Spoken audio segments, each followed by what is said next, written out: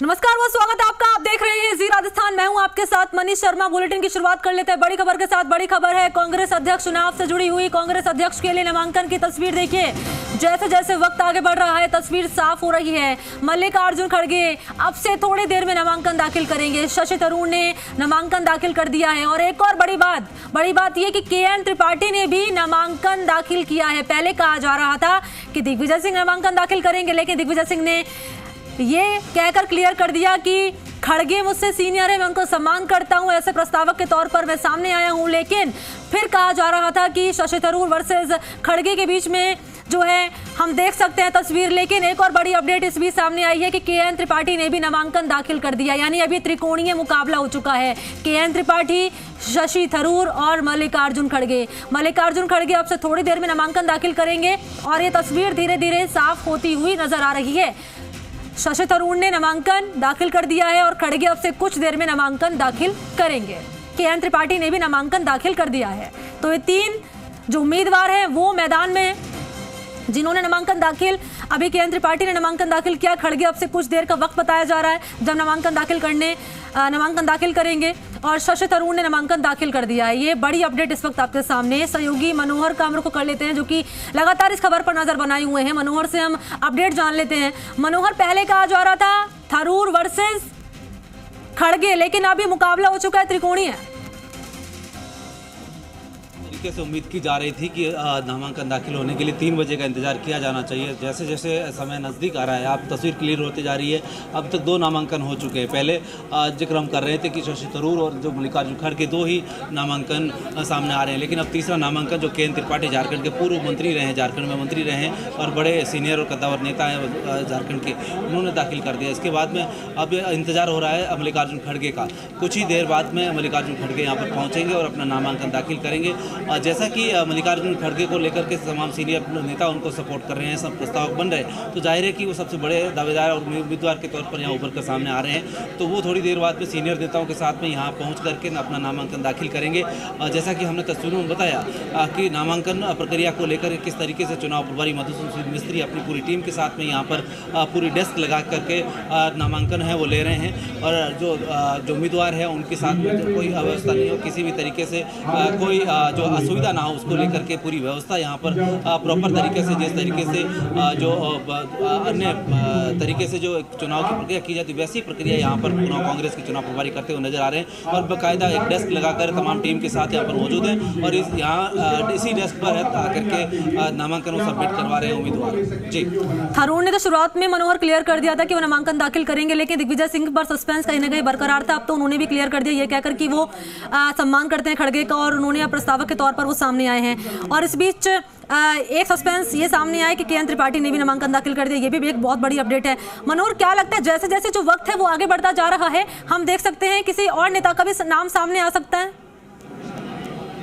Money, देखिए जिस तरीके से हम लगातार चर्चा कर रहे हैं इसी विषय को लेकर के और करीब 2-3 दिन से यही चर्चा चल रही है कि कांग्रेस के नामांकन को लेकर कौन कौन दावेदार है, तो इसमें साफ तौर से अब तस्वीर धीरे धीरे क्लियर। 1.5 घंटे का जो है वक्त अभी बचा है, क्योंकि 1:30 बज चुके हैं और 3 बजे तक का वक्त है नामांकन दाखिल करने का। तो जिस तरीके से हम सुबह उम्मीद कर रहे थे कि 2 नामांकन हो गए, उसके बाद देखा कि के.एन. त्रिपाठी ने नामांकन दाखिल कर लिया है। अब मल्लिकार्जुन खड़गे का इंतजार हो रहा है और लेकिन 3 बजे तक का इंतजार हमें ज़रूर करना चाहिए, क्योंकि कोई हो सकता है कोई और उम्मीदवार है जिन्होंने पर्चा लिया और वो दाखिल करने के लिए यहाँ पहुँच जाए। तो कुल मिलाकर स्थिति क्लियर होने में अभी 1.5 घंटा और बाकी है। लेकिन अभी फिलहाल जो है मल्लिकार्जुन खड़गे का इंतजार बेसब्री से हो रहा है। तमाम नेता यहाँ पर पहुँच चुके हैं और सारी व्यवस्थाएं आप देख चाक चौबंद कर ली गई है। आप तस्वीरों में एक बार मैं सहयोगी रंजित को कहूँगा दिखा दें कि किस तरीके से यहाँ पूरी तरीके से तैयारी कर ली गई है। कि देखो आप प्रमोद तिवारी यहाँ पर खड़े हैं, आप देख रहे हैं तस्वीरों में, और पूरी टीम जिस तरीके से जो चुनाव प्रभारी और उनके साथ तमाम जो लोग हैं वहाँ यहाँ मौजूद हैं। एआईसीसी के तमाम कर्मचारी यहाँ पर मौजूद हैं, साथ ही कई नेता यहाँ पर पहुँचे हुए हैं जो समर्थक भी हैं, प्रस्तावक भी हैं और कार्यकर्ता भी है। तो ये पूरी तस्वीर आप तो देख रहे हैं। ये डेस्क जो आप देख रहे हैं यहाँ पर जो नामांकन की जो है प्रक्रिया पूरी होगी और यहाँ उनका मल्लिकार्जुन खड़गे का इंतजार हो रहा है, जो कांग्रेस के ओर से सीनियर नेताओं की ओर से सबसे बड़े दावेदार के रूप में उभर कर सामने आ रहे हैं। उन दावेदारों में अब आप देख रहे हो तस्वीरों में देख रहे हैं राजीव शुक्ला भी आ चुके हैं। इस प्रकार से धीरे धीरे सीनियर नेता भी यहाँ पर पहुँचने लगे हैं और जो मल्लिकार्जुन खड़गे यहाँ थोड़ी देर में पहुँचे तो उनके वेलकम के लिए और जो पर्चा दाखिल करने के दौरान यहाँ पर मौजूद रहेंगे।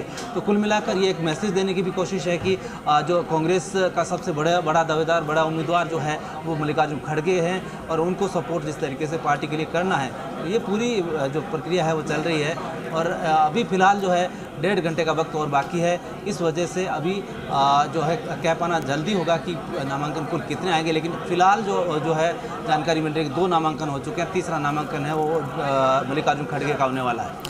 नामांकन दाखिल करने को लेकर मनोहर अब तक कई नेताओं के बयान सामने आ चुके हैं। दिग्विजय सिंह का भी बयान सामने आया, हमने सुना, शशि थरूर को भी हमने सुना, लेकिन अब तक खड़गे का बयान सामने नहीं आया है। आपसे उनसे कोई बातचीत हुई है, कोई बयान उनका सामने आया नामांकन दाखिल करने को लेकर, उनका क्या कुछ कहना है?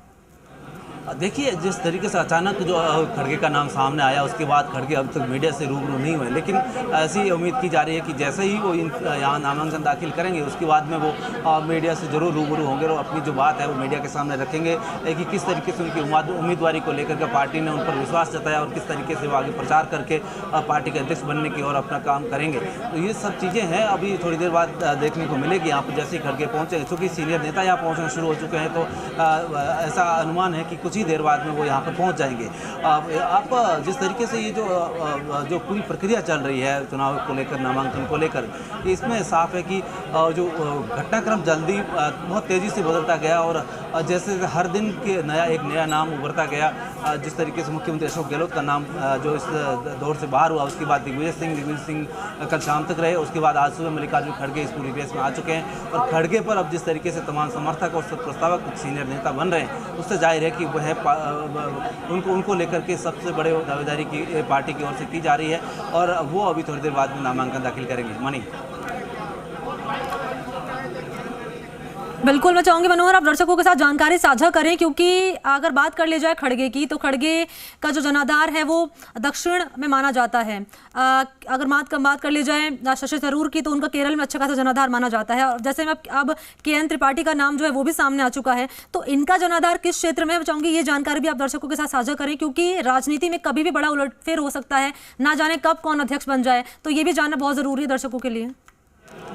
आपने ठीक सवाल किया मनी। देखिए, जहाँ तक मल्लिकार्जुन खड़गे का सवाल है, मल्लिकार्जुन खड़गे कर्नाटक से आते हैं और वहाँ के दलित नेता के रूप में उनका बड़ा नाम है और जिस तरीके से उनका राजनीतिक करियर है बहुत लंबा है, बहुत कई पदों पर वो रह चुके हैं, कई बार सांसद, कई बार विधायक, कई बार जो वो है ये इस प्रकार से उनकी जिम्मेदारियाँ वो निभा चुके हैं। जिस तरीके से पार्टी ने उन पर भरोसा दिखाया है शुरू में, जिस तरीके से उनको जो लोकसभा चुनाव पिछली 2014 में जीत कर आए तो उनको लोकसभा में प्रतिपक्ष का नेता बनाया और 2019 में लोकसभा चुनाव हार गए तो राज्यसभा में उनको भेजा गया और राज्यसभा में उनको प्रतिपक्ष का नेता बनाया गया। इस तरीके से लगातार ये जो उनका जिम्मेदारियां और जो उन पर विश्वास जो पार्टी की ओर से किया गया और जो मुख्यमंत्री वो हालांकि कर्नाटक के नहीं बन पाए, तो शायद इसी वजह से दलित नेता को मजबूत बनाए रखने के लिए पार्टी हमेशा उनको कोई ना कोई जिम्मेदारी देती रही है।